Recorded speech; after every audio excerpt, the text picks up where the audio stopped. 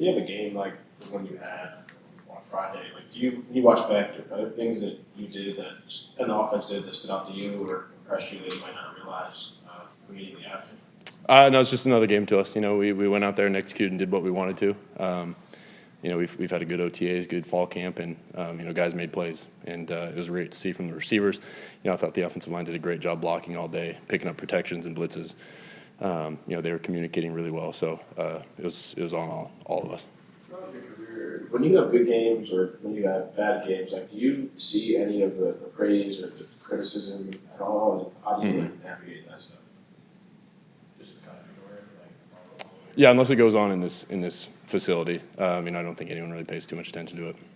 Did you wear the lenses on Friday? I know it was a night game, but I meant the contact. Sorry, the red. No, I did not. Were they not approved by the league to wear, or just because it was a night game? Yeah, the sun wasn't out. Do you plan on wearing them for any Sunday? Well, I guess another night game, but when you guys do play, It'd be something to talk about for sure.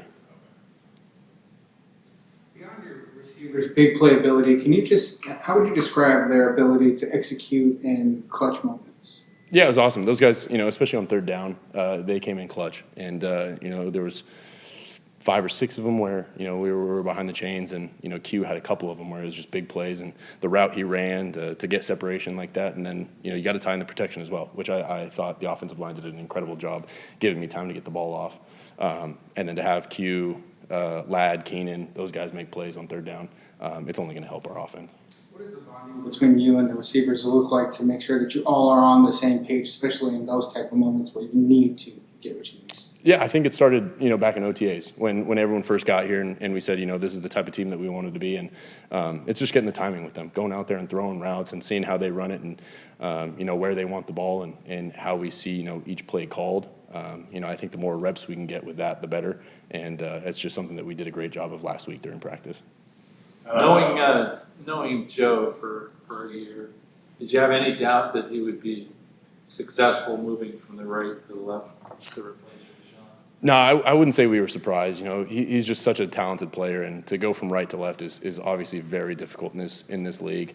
But Joe's done such a great job of picking it up, and he's a natural left tackle, and I think that's one of the great things about having him on our team is he can play both sides, and I'm sure he could play guard, and if he really wanted to, he could probably play center too. Can you tell if defensive linemen are getting frustrated when they're getting blocked by someone like Joe or Rashawn? I can't personally know unless I really rewatched the film and looked for it. But yeah, that could be something you could look for sure. Back to the play calling, Jim had pretty high praise for Greg, how he called the game. What did you kind of see from Greg on Friday, and where did your guys rapport at early in year 2? Yeah, I think having a second year in the offense is only going to help us, and I've said it before, really understanding what Coach Roman wants when he calls a specific play, and I think him and I have done a great job of communicating and talking through each play and exactly how he sees everything ran. So at the end of the day, we're on the same page, and we can run it exactly the way he wants it to be run because he's the one watching the film and seeing exactly how he wants certain defenses to be played. But I thought he did a fantastic job, and he's done that all the time, and it's been great to work with him.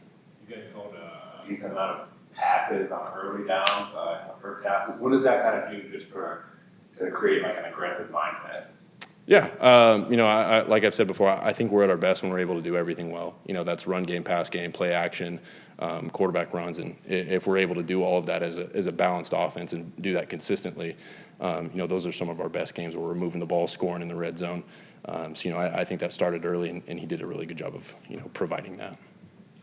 Justin, do you pick and choose your spots as far as trying to run, or is it something that happens instinctively?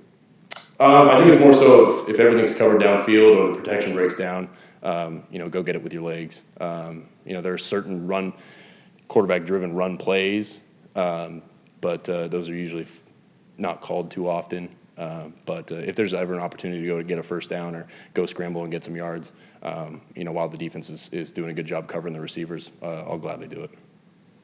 That run at was that a pre-planned run, or did you just see something and take off? No, it was